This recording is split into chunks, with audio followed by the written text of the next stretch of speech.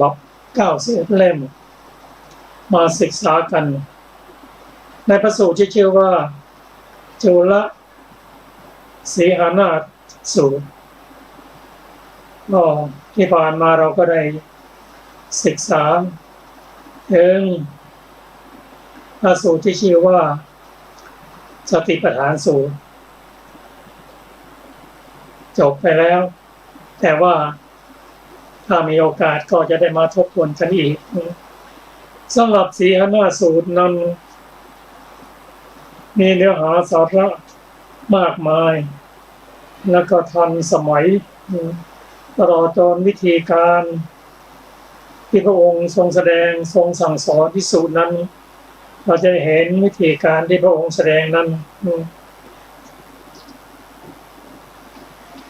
ว่าพระองค์แสดงอย่างไรพระสูตรว่าข้าพเจ้า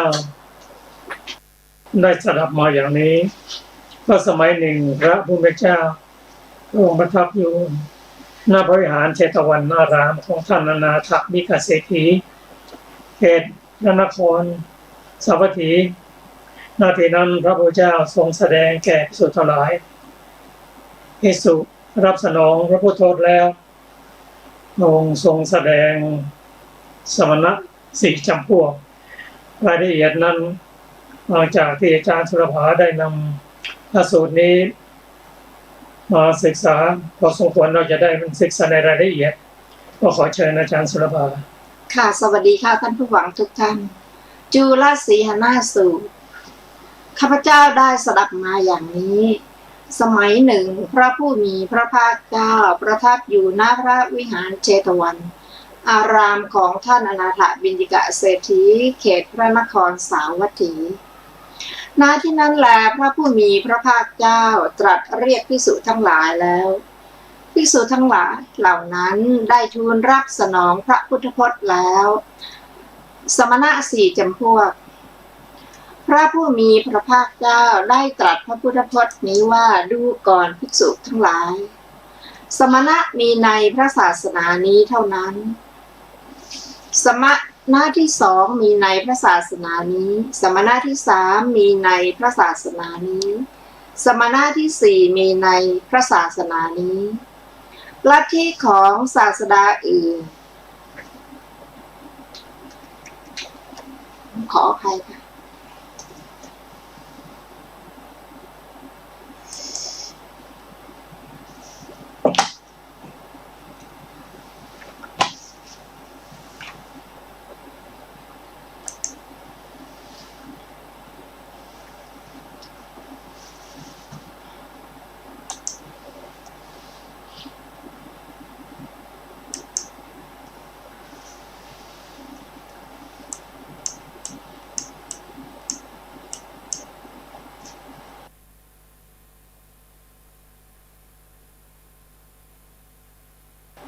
ของ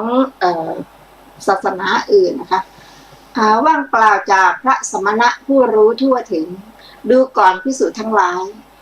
พวกเธอจงบรรลือสีหนาฏโดยชอบอย่างนี้ด้วยประการชนิดทีเดียว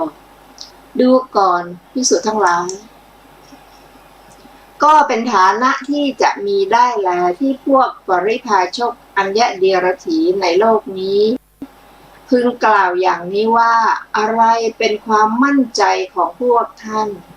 อะไรเป็นกำลังของพวกท่านพิจารณาเห็นในตนด้วยประการใดจึงกล่าวอย่างนี้ว่าสมณะมีในพระศาสนานี้เท่านั้นสมณะที่ 2มีในพระศาสนานี้สมณะที่ 3มีในพระศาสนานี้สมณะที่ 4มีในพระศาสนานี้ลัทธิของศาสดาอื่นว่างเปล่าจากพระสมณะผู้รู้ทั่วถึงดูก่อนภิกษุทั้งหลายพวกปริพาชกอัญญเดียรถีผู้มีวาทะอย่างนี้อันพวกเธอพึงกล่าวตอบอย่างนี้ว่าท่านผู้มีอายุทั้งหลายทำ4 ประการอันพระผู้รู้ผู้เห็น เป็นพระอรหันตสัมมาสัมพุทธเจ้าตรัสแล้วมีอยู่ที่พวกเราเห็นธรรมเหล่านี้ในตนจึงกล่าวอย่างนี้ว่าสมณะมีในพระศาสนานี้เท่านั้นสมณะที่สองมีในพระศาสนานี้สมณะที่สามมีในพระศาสนานี้สมณะที่สี่มีในพระศาสนานี้ลัทธิของศาสดาอื่นว่างเปล่าจากพระสมณะผู้รู้ทั่วถึงทำสี่อย่างเป็นไฉนสี่อย่างคือความเลื่อมใสในพระศาสดาของพวกเรามีอยู่ความเลื่อมใสในพระธรรมมีอยู่ความกระทำให้บริบูรณ์ในศีลมีอยู่ทั้งคฤหัสถ์และบรรพชิตผู้ประพฤติธรรมร่วมกันเป็นที่น่ารักน่าพอใจมีอยู่ดูก่อนท่านผู้มีอายุทั้งหลายทำสี่ประการเหล่านั้นแลอันพระผู้มีพระภาคเจ้าพระองค์นั้นผู้รู้ผู้เห็นเป็นพระอรหันตสัมมาสัมพุทธเจ้าตรัสแล้วที่พวกเราเล็งเห็นธรรมเหล่านี้ในตนจึงกล่าวอย่างนี้สมณะมีในพระศาสนานี้เท่านั้นสมณะที่สองมีในพระศาสนานี้สมณะที่สามมีในพระศาสนานี้สมณะที่สี่มีในพระศาสนานี้ลัทธิของศาสดาอื่นว่างเปล่าจากพระสมณะผู้รู้ทั่วถึงดูก่อนภิกษุทั้งหลายก็เป็นฐานะที่จะมีได้แลที่พวกปริพาชกอัญญเดียรถีพึงกล่าวอย่างนี้ว่าผู้มีอายุผู้ใดเป็นศาสดาของพวกเราความเลื่อมใสในศาสดาแม้ของพวกเราก็มีอยู่คำสอนใดเป็นธรรมของพวกเราความเลื่อมใสในธรรมแม้ของพวกเราก็มีอยู่ศีลเหล่าใดเป็นศีลของพวกเราแม้พวกเราก็กระทำให้บริบูรณ์ในศีลทั้งหลายทั้งคฤหัสถ์และบรรพชิตผู้ประพฤติธรรมร่วมกันแม้ของพวกเราก็เป็นที่น่ารักน่าพอใจผู้มีอายุในข้อเหล่านี้อะไรเป็นข้อที่แปลกกันอะไรเป็นข้อประสงค์อะไรเป็นข้อที่กระทำให้ต่างกันในระหว่างของท่านและของเราดังนี้ดูก่อนภิกษุทั้งหลายพวกปริพาชกอัญญเดียรถีผู้มีวาทะอย่างนี้อันพวกเธอพึงกล่าวตอบอย่างนี้ว่าผู้มีอายุความสำเร็จมีอย่างเดียวหรือมีมากอย่างดูก่อนภิกษุทั้งหลายพวกปริพาชกอัญญเดียรถีเมื่อจะพยากรณ์โดยชอบพึงพยากรณ์อย่างนี้ว่าความสำเร็จมีอย่างเดียวเท่านั้นไม่มีมากอย่างพวกเธอพึงกล่าวอย่างนี้ว่าผู้มีอายุก็ความสำเร็จนั้นเป็นของผู้มีราคะหรือของผู้ปราศจากราคะดูก่อนภิกษุทั้งหลายพวกปริพาชกอัญญเดียรถีเมื่อจะพยากรณ์โดยชอบพึงพยากรณ์อย่างนี้ว่าความสำเร็จนั้นเป็นของผู้ปราศจากราคะมิใช่ของผู้มีราคะพวกเธอพึงกล่าวอย่างนี้ว่าความสำเร็จนั้นเป็นของผู้มีโทสะหรือของผู้ปราศจากโทสะดูก่อนภิกษุทั้งหลายพวกปริพาชกอัญญเดียรถีเมื่อจะพยากรณ์โดยชอบพึงพยากรณ์อย่างนี้ว่าความสำเร็จนั้นเป็นของผู้ปราศจากโทสะมิใช่เป็นของผู้มีโทสะพวกเธอพึงกล่าวอย่างนี้ว่าความสำเร็จนั้นเป็นของผู้มีโมหะหรือของผู้ปราศจากโมหะดูก่อนภิกษุทั้งหลายพวกปริพาชกอัญญเดียรถีเมื่อจะพยากรณ์โดยชอบพึงพยากรณ์อย่างนี้ว่าความสำเร็จนั้นเป็นของผู้ปราศจากโมหะมิใช่ของผู้มีโมหะพวกเธอพึงกล่าวอย่างนี้ว่าความสำเร็จนั้นเป็นของผู้มีตัณหาหรือของผู้ปราศจากตัณหาดูก่อนภิกษุทั้งหลายพ พวกปริพาชกอัญญเดียรถีเมื่อจะพยากรณ์โดยชอบพึงพยากรณ์อย่างนี้ว่าความสำเร็จนั้นเป็นของผู้ปราศจากตัณหามิใช่ของผู้มีตัณหา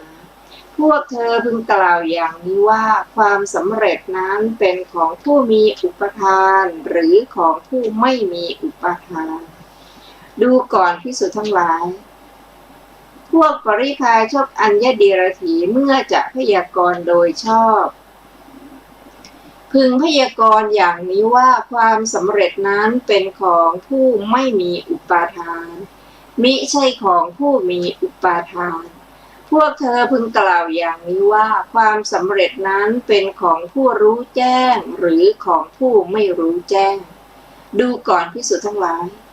พวกปริพาชกอัญญเดียรถีเมื่อจะพยากรณ์โดยชอบพึงพยากรณ์อย่างนี้ว่าความสำเร็จนั้นเป็นของผู้รู้แจ้งมิใช่ของผู้ไม่รู้แจ้งพวกเธอพึงกล่าวอย่างนี้ว่า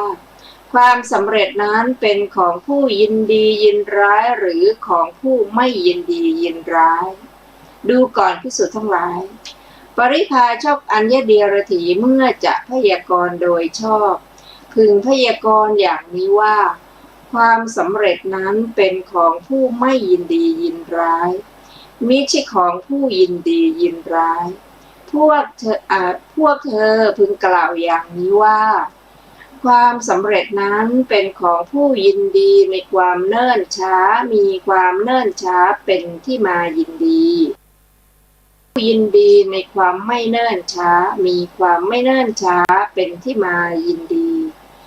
ดูก่อนภิกษุทั้งหลายพวกปริพาชกอัญญเดียรถีเมื่อจะพยากรณ์โดยชอบพึงพยากรณ์อย่างนี้ว่าความสำเร็จนั้นเป็นของผู้ยินดีในความไม่เนิ่นช้ามีความไม่เนิ่นช้าเป็นที่มายินดีมิใช่ของผู้ยินดีในความเนิ่นช้า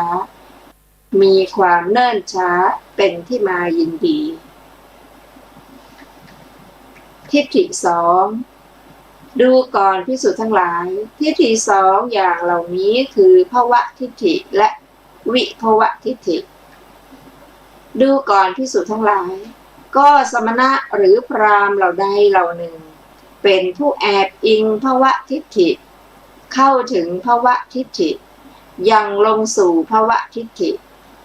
สมณะหรือพราหมณ์เหล่านั้นชื่อว่าเป็นผู้ยินร้ายต่อวิภวทิฏฐิดูก่อนภิกษุทั้งหลายสมณะหรือพราหมณ์เหล่าใดเหล่าหนึ่ง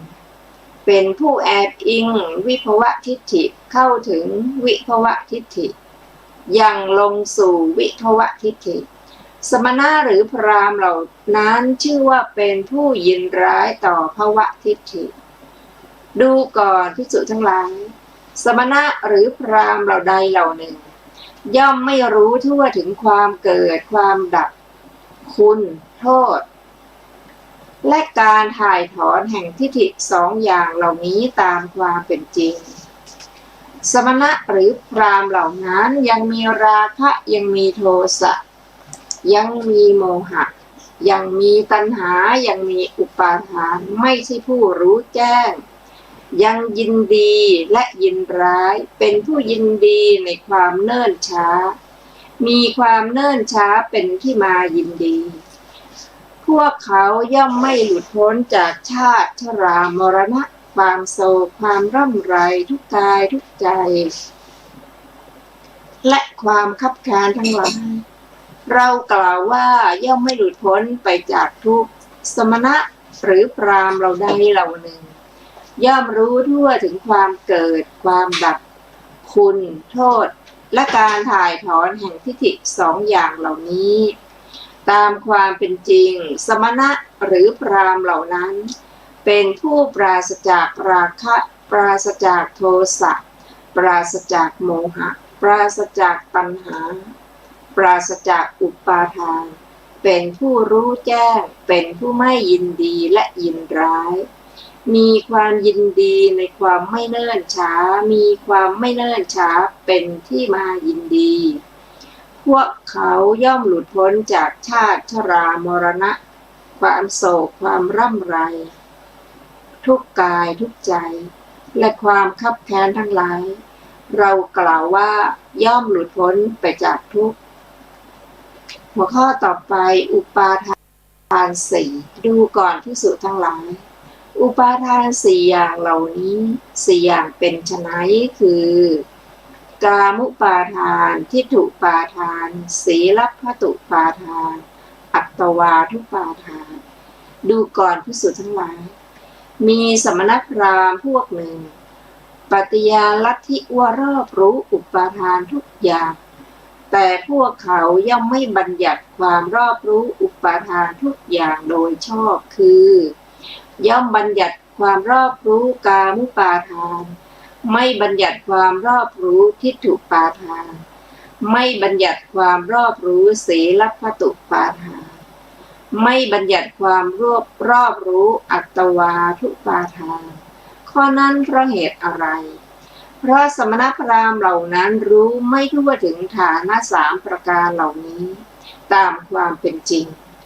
เพราะฉะนั้นพวกเขาจึงมีลัทธิว่ารอบรู้อุปาทานทุกอย่างแต่พวกเขาไม่บัญญัติความรอบรู้อุปาทานทุกอย่างโดยชอบบัญญัติความรอบรู้กามุปาทานไม่บัญญัติความรอบรู้ทิฏฐุปาทานไม่บัญญัติความรอบรู้สีลัพพตุปาทานไม่บัญญัติความรอบรู้อัตตวาทุปาทานดูก่อนภิกษุทั้งหลายมีสมณพราหมณ์พวกหนึ่งปฏิญาณลัทธิว่ารอบรู้อุปาทานทุกอย่างแต่พวกเขาไม่บัญญัติความรอบรู้อุปาทานทุกอย่างโดยชอบบัญญัติความรอบรู้กามุปาทานบัญญัติความรอบรู้ทิฏฐุปาทานไม่บัญญัติความรอบรู้สีลัพพตุปาทานไม่บัญญัติความรอบรู้อัตตวาทุปาทานข้อนั้นเพราะเหตุอะไรเพราะสมณพราหมณ์เหล่านั้นไม่รู้ทั่วถึงฐานะสองประการเหล่านี้ตามความเป็นจริงเพราะฉะนั้นพวกเขาจึงปฏิญาณลัทธิว่ารอบรู้อุปาทานทุกอย่างแต่พวกเขาไม่บัญญัติความรอบรู้อุปาทานทุกอย่างโดยชอบคือบัญญัติความรอบรู้กามุปาทานบัญญัติความรอบรู้ทิฏฐุปาทานไม่บัญญัติความรอบรู้สีลัพพตุปาทานไม่บัญญัติความรอบรู้อัตตวาทุปาทานดูก่อนภิกษุทั้งหลายมีสมณพราหมณ์พวกหนึ่งปฏิญาณลัทธิว่ารอบรู้อุปาทานทุกอย่างแต่พวกเขาไม่บัญญัติความรอบรู้อุปาทานทุกอย่างโดยชอบคือบัญญัติความรอบรู้ทิฏฐุปาทานบัญญัติความรอบรู้สีลัพพตุปาทานไม่บัญญัติความรอบรู้อัตตวาทุปาทานข้อนั้นเพราะเหตุอะไรเพราะสมณพราหมณ์เหล่านั้นไม่รู้ทั่วถึงฐานะอย่างหนึ่งนี้เพราะฉะนั้นพวกเขาจึงปฏิญาณลัทธิว่ารอบรู้อุปาทานทุกอย่างแต่พวกเขาไม่บัญญัติความรอบรู้อุปาทานทุกอย่างโดยชอบคือบัญญัติความรอบรู้กามุปาทานบัญญัติความรอบรู้ทิฏฐุปาทานบัญญัติความรอบรู้สีลัพพตุปาทานแต่ไม่บัญญัติความรอบรู้อัตตวาทุปาทานดูก่อนภิกษุทั้งหลายความเลื่อมใสในศาสดาใดความเลื่อมใสนั้นเราไม่กล่าวว่าไปแล้วโดยชอบความเลื่อมใสในธรรมใดความเลื่อมใสนั้นเราไม่กล่าวว่าไปแล้วโดยชอบ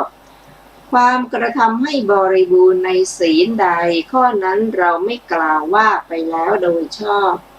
ความเป็นที่รักและน่าพอใจในหมู่สหธรรมิกใดข้อนั้นเราไม่กล่าวว่าไปแล้วโดยชอบในธรรมวินัยเห็นปานนี้แลข้อนั้นเพราะเหตุอะไรดูก่อนภิกษุทั้งหลาย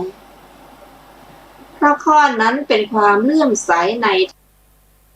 กล่าวชั่วแล้วประกาศชั่วแล้วมิใช่สภาพนำออกจากทุกข์ไม่เป็นไปเพื่อความสงบมิใช่อันผู้รู้เองโดยชอบประกาศไว้ดูก่อนภิกษุทั้งหลายพระตถาคตอรหันตสัม มาสัมพุทธเจ้าเท่านั้นแลเป็นผู้มีวาทะรอบรู้อุปาทานทุกอย่างปฏิญาณอยู่ย่อมบัญญัติความรอบรู้อุปาทานทุกอย่างโดยชอบคือย่อมบัญญัติความรอบรู้กามุปาทาน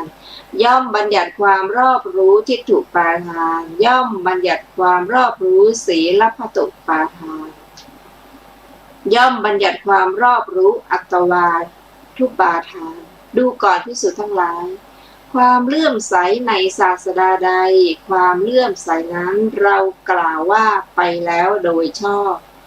ความเลื่อมใสในธรรมใดความเลื่อมใสนั้นเรากล่าวว่าไปแล้วโดยชอบความกระทำให้บริบูรณ์ในศีลใดข้อนั้นเรากล่าวว่าไปแล้วโดยชอบ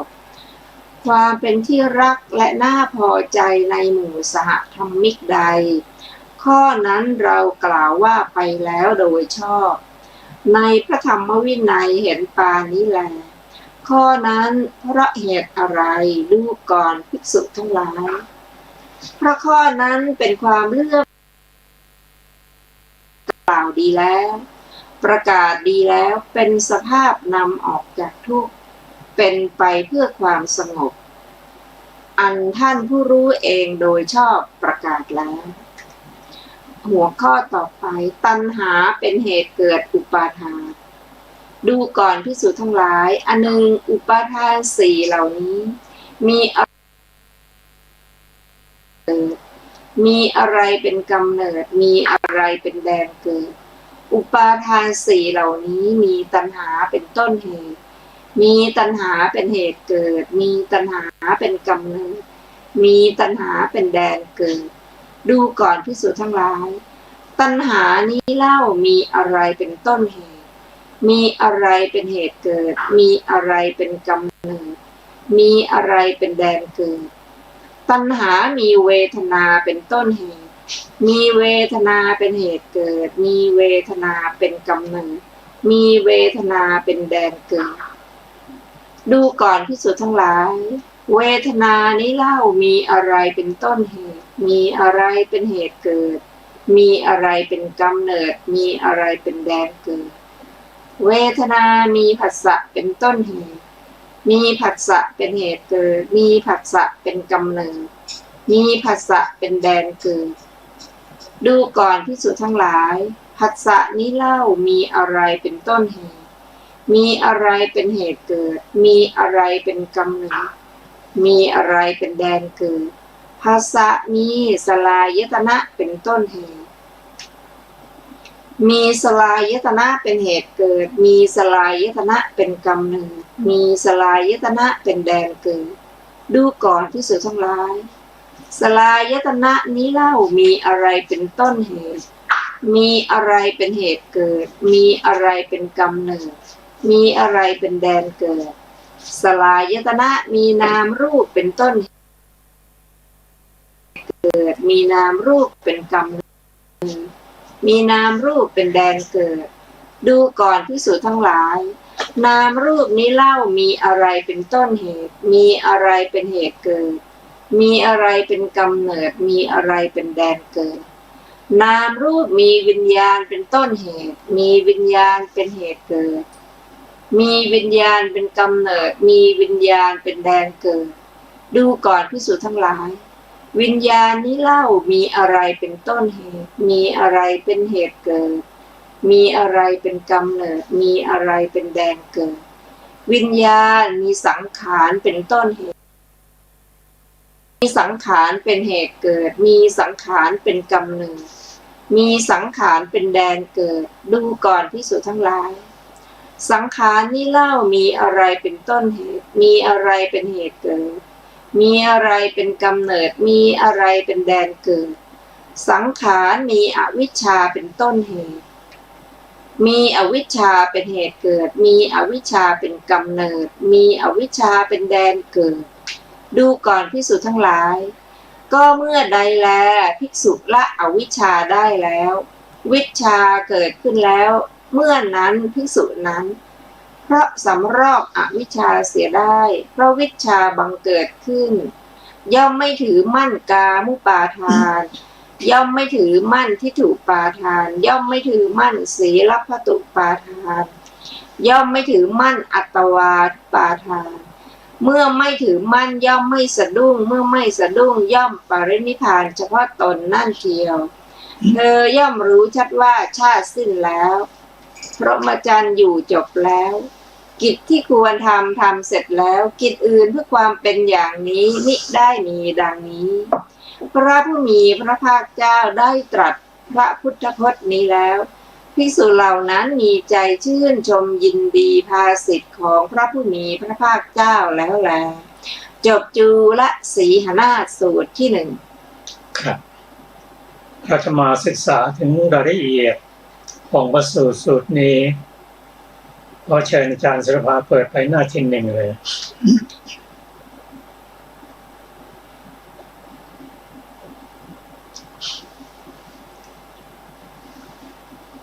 จุลสีหนาฏสูตรนั้นเป็นการบรรลือสีหนาฏคือการประกาศการกล่าวด้วยความภูมิใจเราจะมาเริ่มต้นกันที่สมณะสี่จำพวกสมณะนั่นคือผู้สงบระงับผู้สงบระงับในทางพุทธศาสนานั้นก็ได้แก่อริยบุคคลสี่ที่สมณะสี่จำพวกคือพระโสดาบันพระสกทาคามีพระอนาคามีและพระอรหันต์ก็พระโสดาบันนั้นท่านก็มีความไม่ตกต่ำเป็นธรรมดาแต่เกิดมาในโลกนี้ก็ไม่เกิน7 ครั้งก็จะเข้าสู่พระนิพพานพระสกทาคามีนั้นท่านจะเกิดเพียงชาติเดียวส่วนพระอนาคามีนั้นท่านไม่กลับมานอนในขันธ์อีกต่อไปส่วนพระโสดาบันส่วนพระอรหันต์นั้นท่านก็นิพพานไปสมณะสี่จำพวกนั้นในพุทธศาสนานั้นหมายถึงอริยบุคคล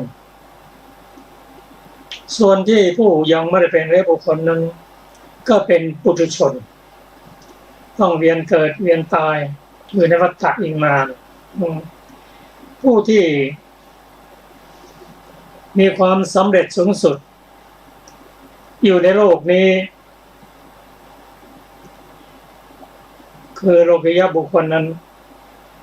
คือผู้ที่มาได้รับรู้เป็นพระยบุคคลแต่ท่านก็มีความสุขสงบสูงสุดก็คืออรูปภพรองลงมาก็รูปภพมาอีกก็เป็น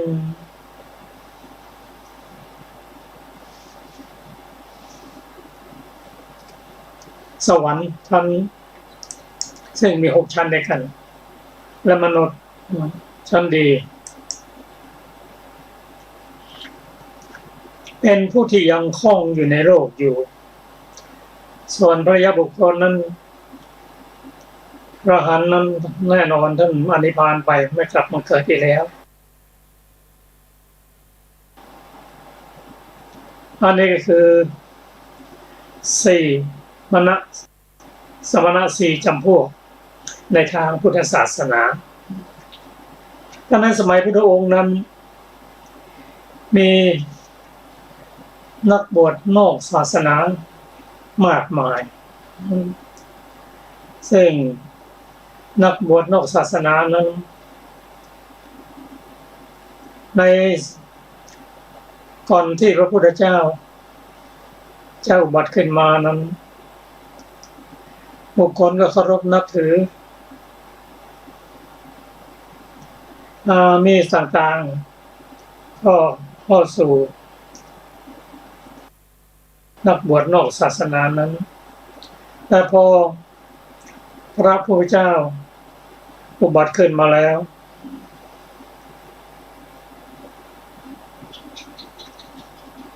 ประชาชนผู้ได้ฟังธรรมผู้ได้เห็นพระพุทธเจ้าแล้วก็เกิดความเคารพเลื่อมใสการที่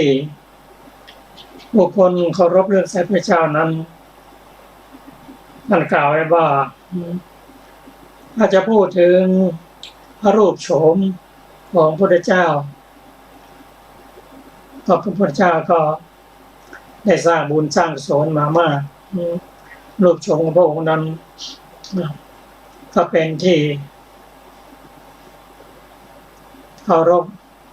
นับถือในพระองค์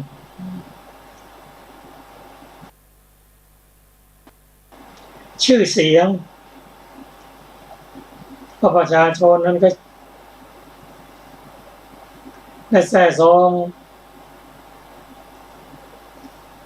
ในชื่อเสียงของพระองค์ว่าพระองค์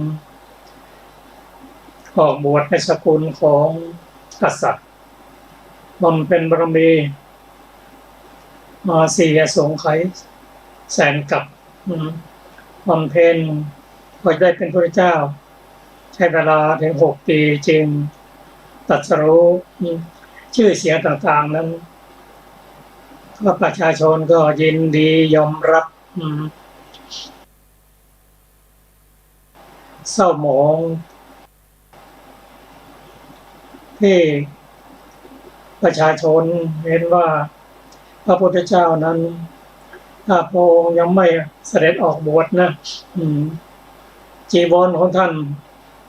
ของพระองค์คงไม่ใช้จีวรที่เก็บจากขยะเสื้อผ้าจะต้องมาจากแคว้นกาสีเป็นต้นเวลาพระองค์ตอนที่เป็น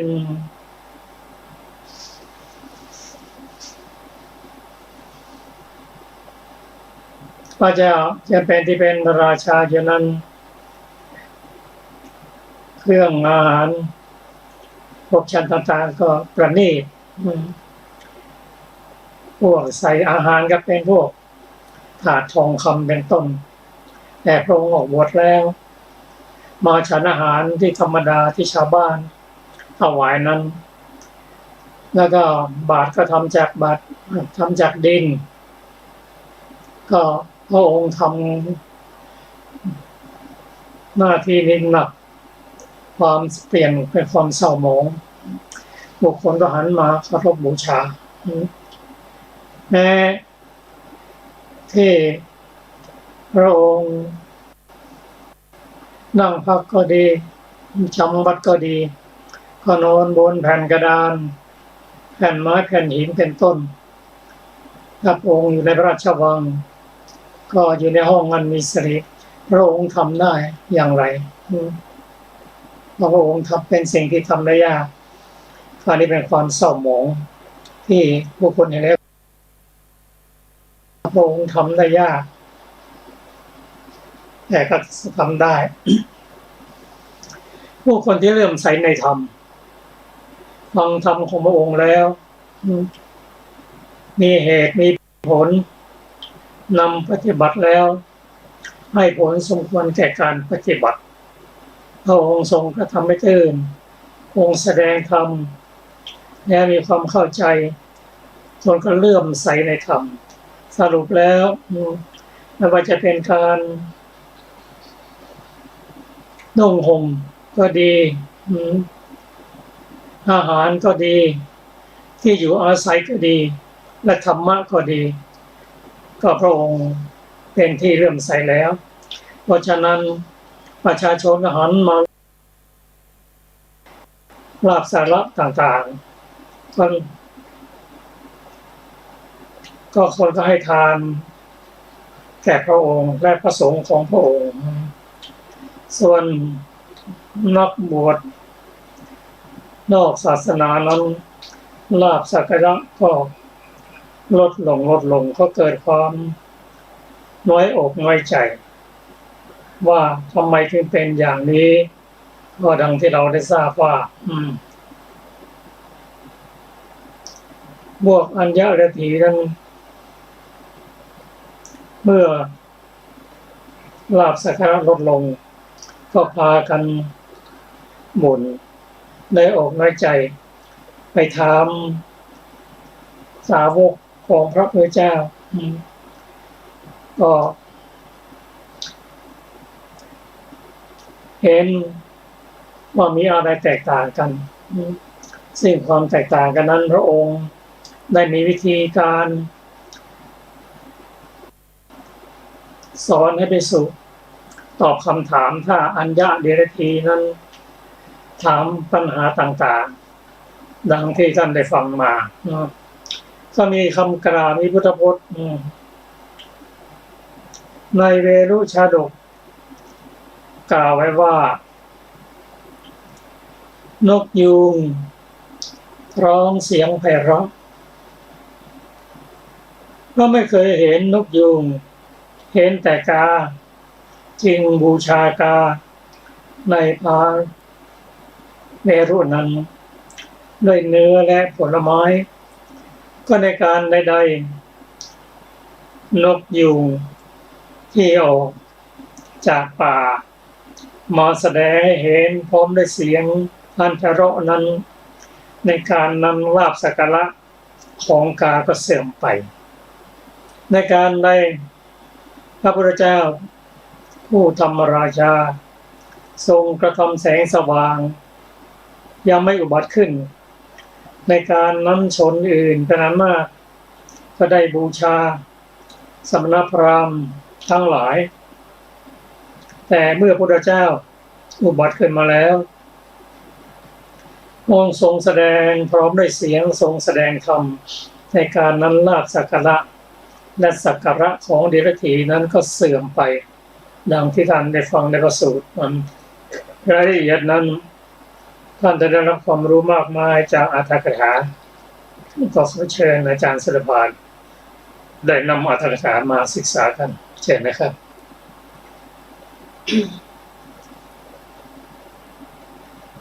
ในอรรถกถาของจุลสีหนาสูตรมีวินิจฉัยดังต่อไปนี้จุลสีหนาสูตรมีคำเริ่มต้นว่าข้าพเจ้าได้สลับมาอย่างนี้ก็เพราะจุลสีหนาสูตรนั้นมีการสรุปถึงความอุบัติของเรื่องเพราะฉะนั้นข้าพเจ้าแสดงการสรุปนั้นแล้วจะทำการพรรณนาบทโดยไม่ตามลำดับแห่งจุลสีหนาฏนั้นก็เรื่องนี้ได้ยกขึ้นกล่าวในความอุบัติของเรื่องอะไรในเรื่องที่เดียรถีคร่ำครวญเพราะลาภสักการะเป็นปัจจัยได้ยินว่าลาภสักการะใหญ่ได้บังเกิดขึ้นแล้วแก่พระผู้มีพระภาคเจ้าโดยนัยยะที่กล่าวแล้วในธรรมทายาทสูตรก็โลกสันนิวาสนี้มีประมาณ4ดำรงอยู่แล้วโดย4อย่างด้วยอำนาจแห่งบุคคลเหล่านี้คือบุคคลมีผู้มีประมาณในรูปเลื่อมใสในรูปมีประมาณในเสียงเลื่อมใสในเสียงมีประมาณในความเศร้าหมองเลื่อมใสในความเศร้าหมองมีประมาณในธรรมเลื่อมใสในธรรมข้อการทำให้ต่างกันของบุคคลเหล่านี้ดังนี้ก็บุคคลผู้ประมาณในรูปเลื่อมใสในรูปเป็นไฉนบุคคลบางคนในโลกนี้เห็นความเจริญขึ้นหรือเห็นความเจริญเต็มที่เห็นความบริบูรณ์หรือเห็นสั่วทรงถือประมาณในรูปนั้นแล้วยังความเลื่อมใสให้เกิดขึ้นนี้เรียกว่าบุคคลผู้มีประมาณในรูปเลื่อมใสในรูปก็บุคคลผู้มีประมาณในเสียงเลื่อมใสในเสียงเป็นไฉนบุคคลบางคนในโลกนี้ถือประมาณในเสียงนั้นด้วยการพรรณนาของคนอื่นด้วยการชมเชยของคนอื่นด้วยการสรรเสริญของคนอื่นด้วยคนที่นำคุณของคนอื่นแล้วยังความเลื่อมใสให้เกิดขึ้นนี้เรียกว่าบุคคลผู้มีประมาณในเสียงเลื่อมใสในเสียงก็บุคคลผู้มีประมาณในความเศร้าหมองเลื่อมใสในความเศร้าหมองเป็นไฉน บุคคลบางคนในโลกนี้เห็นความเศร้าหมองในจีวรหรือเห็นความเศร้าหมองในบาตรหรือเห็นความเศร้าหมองในเสนาสนะหรือเห็นการบำเพ็ญทุกขกิริยาต่างๆแล้วถือประมาณในความเศร้าหมองนั้นอย่างความเลื่อมใสให้เกิดขึ้นนี้เรียกว่าบุคคลผู้มีประมาณในความเศร้าหมองเลื่อมใสในความเศร้าหมองก็บุคคลผู้มีประมาณในธรรม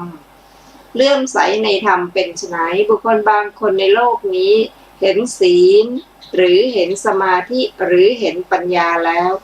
ถือประมาณในธรรมนั้นอย่างความเลื่อมใสให้เกิดขึ้นนี้เรียกว่าบุคคลผู้มีประมาณในธรรมในบุคคลสี่พวกนี้ฝ่ายบุคคลมีประมาณในรูปเห็นความเจริญขึ้นและความเจริญเต็มที่สวดทรงความบริบูรณ์ของพระผู้มีพระภาคเจ้าทรงมีพระชวีวันสวยงาม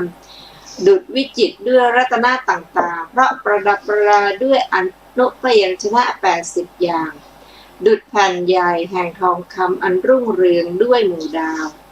เพราะเกลื่อนกลนด้วยมหาบุรุษลักษณะ32ประการและดุจท้องฟ้าอันจำรัด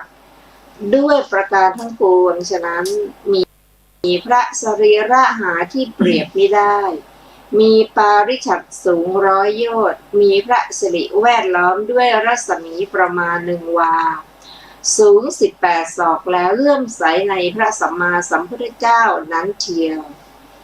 ฝ่ายบุคคลมีประมาณในเสียงที่ได้ฟังเสียง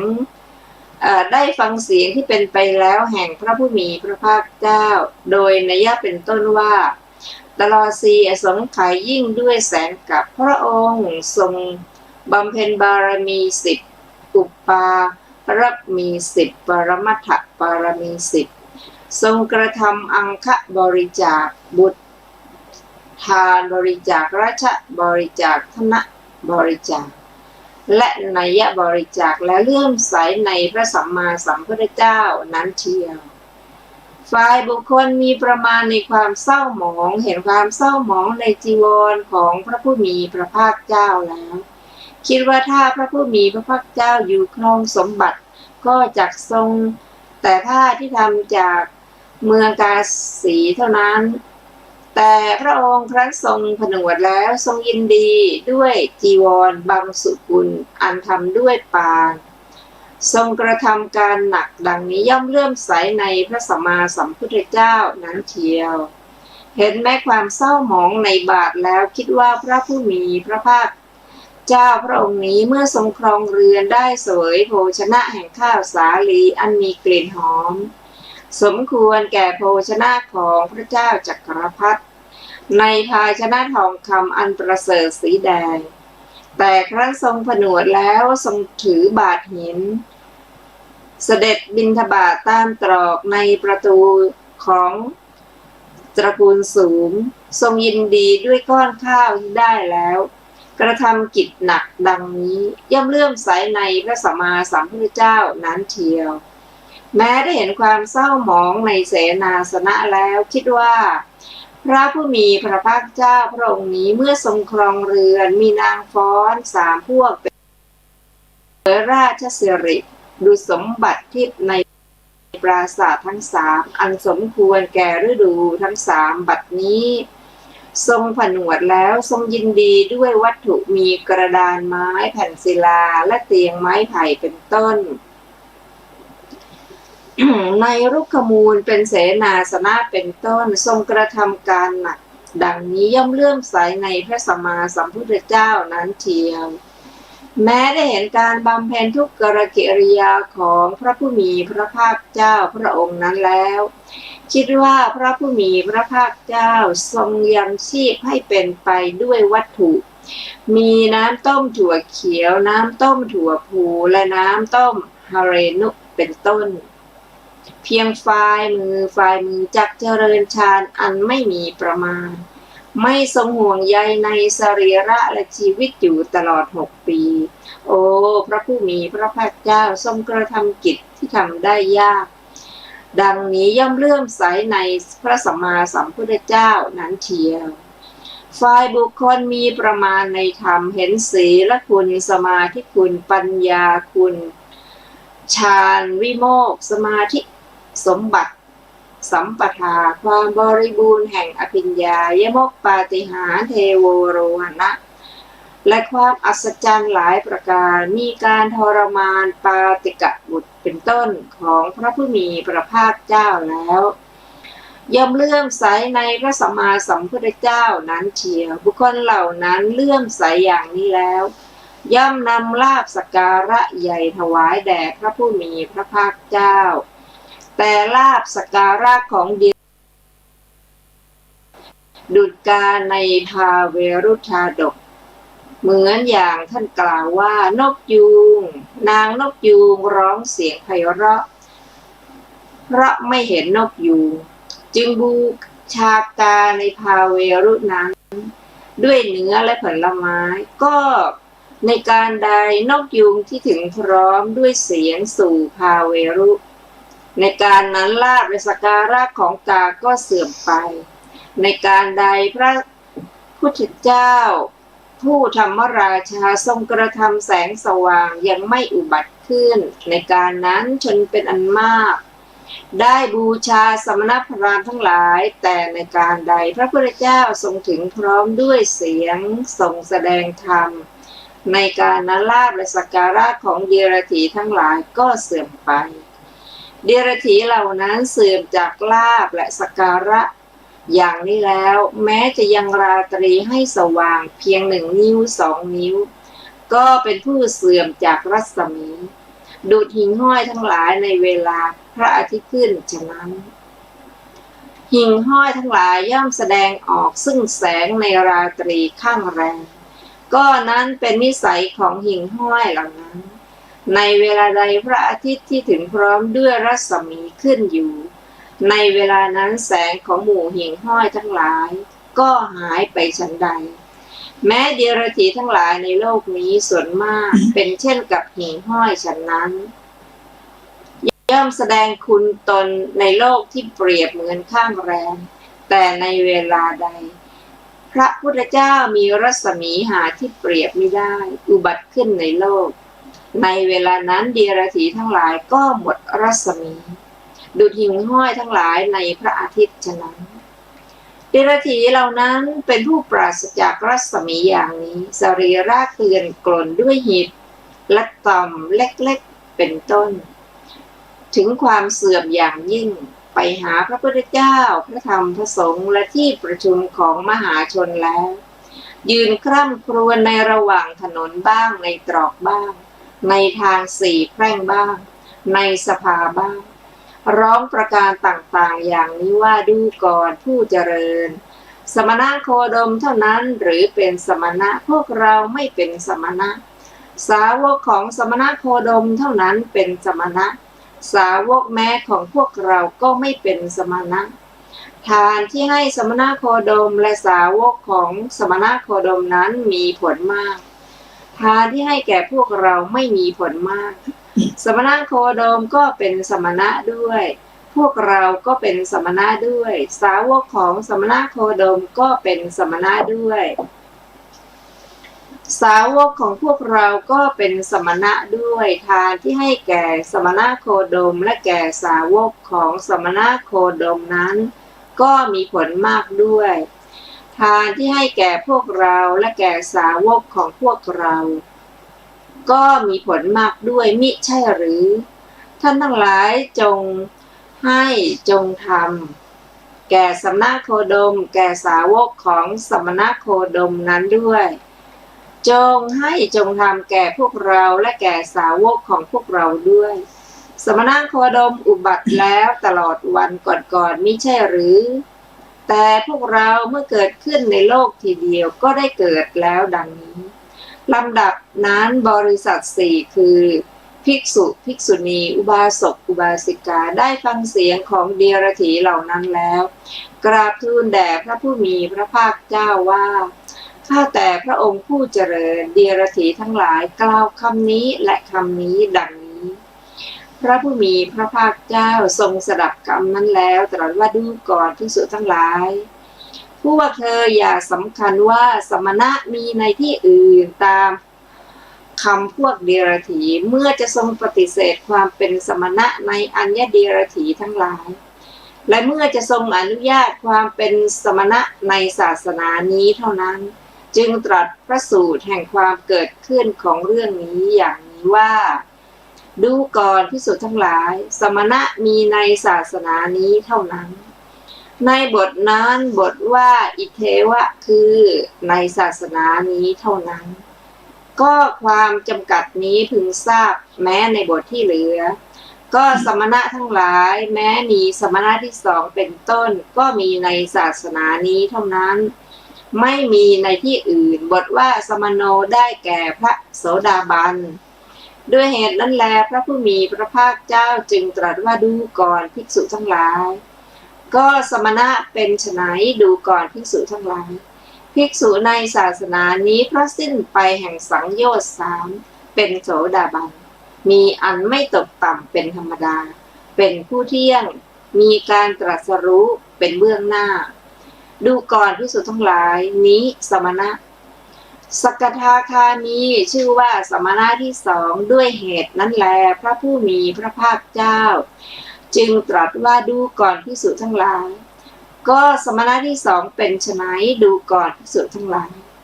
ภิกษุในศาสนานี้เป็นสกทาคามีพระสังโยชน์3สิ้นไปแล้ว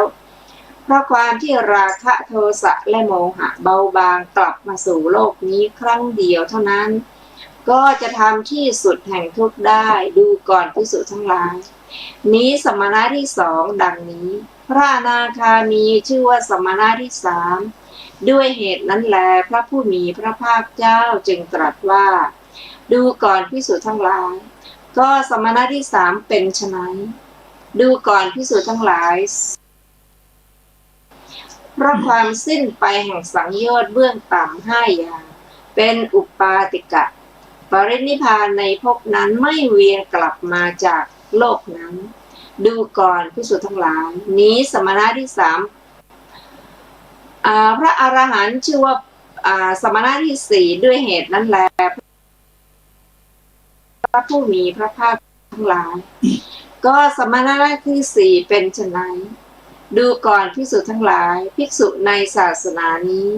กระทำให้แจ้งซึ่งเจโตวิมุตติปัญญาวิมุตติอันหาอาสวะมิได้เพราะความสิ้นไปแห่งอาสวะทั้งหลายด้วยอภิญญาของตนเองเข้าถึงอยู่ในทิฏฐธรรมเทียวดูก่อนภิกษุทั้งหลายนี้สมณะที่สี่ท่านประสงค์เอาสมณะที่ตั้งอยู่ในผลสี่ในที่นี้เทียว